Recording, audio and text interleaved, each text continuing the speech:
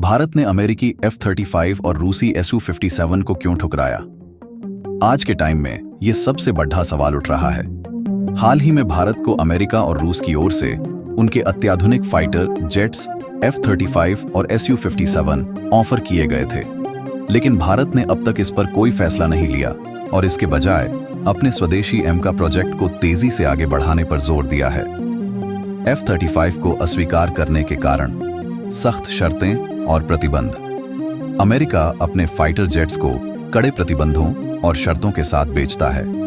इसमें भारत को संवेदनशील डेटा साझा करना पड़ता, जिससे भारत की रणनीतिक स्वतंत्रता प्रभावित होती। Strategic alliance.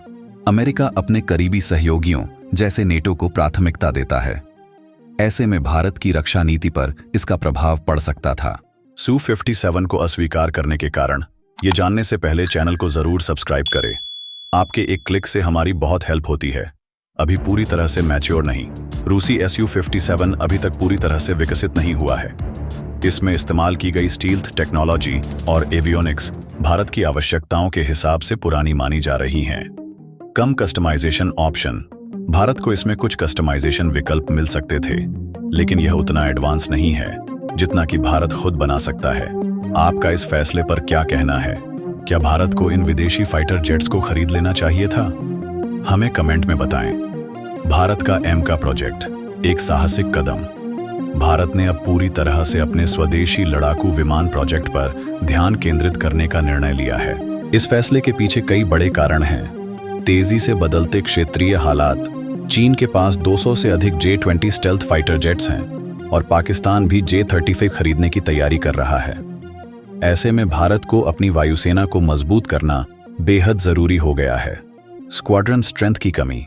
भारत की वायुसेना को 42.5 स्क्वाड्रन की आवश्यकता होती है, लेकिन वर्तमान में केवल 30 स्क्वाड्रन ही ऑपरेशनल हैं। इसलिए एक स्वदेशी फाइटर जेट प्रोग्राम की जरूरत महसूस की जा रही है।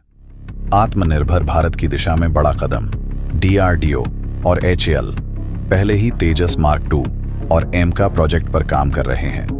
अब सरकार ने एमका को 2030 तक डेवलप करने का लक्ष्य रखा है। क्या भारत का यह फैसला आत्मनिर्भर भारत की दिशा में सही कदम है? अपनी राय कमेंट में जरूर दें। एमका इंजन डेवलपमेंट। भारत की आत्मनिर्भरता की दिशा में एक और कदम।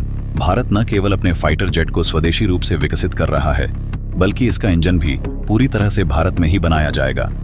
DRDO ने सरकार से $4.5 अरब की मांग की है, ताकि यह इंजन 110-120 kN की ताकत प्रदान कर सके।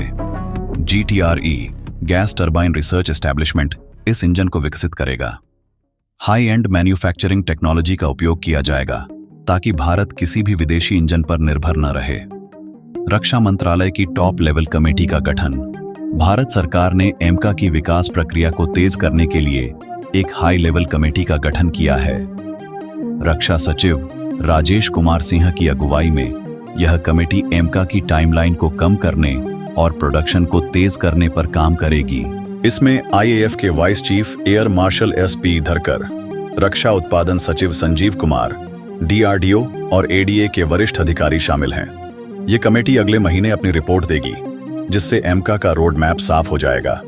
क्या एमका F-35 और Su-57 से बेहतर होगा?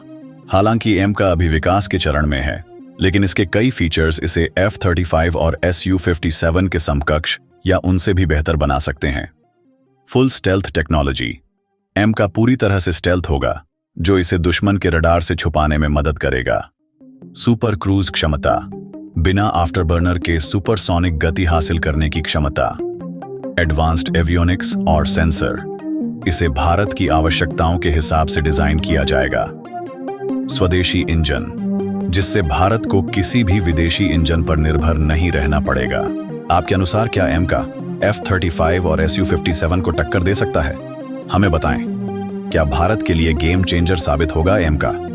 भारत का यह फैसला न केवल आत्मनिर्भर भारत की दिशा में एक बड़ा कदम है, बल्कि यह भारत की एरोस्पेस इंडस्ट्री को भी नई ऊंचाइयों पर ले जाएगा।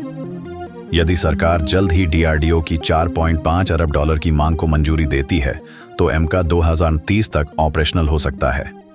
अब सवाल उठता है, क्या भारत को अपने इंजन प्रोजेक्ट पर $4.5 अरब खर्च करने चाहिए?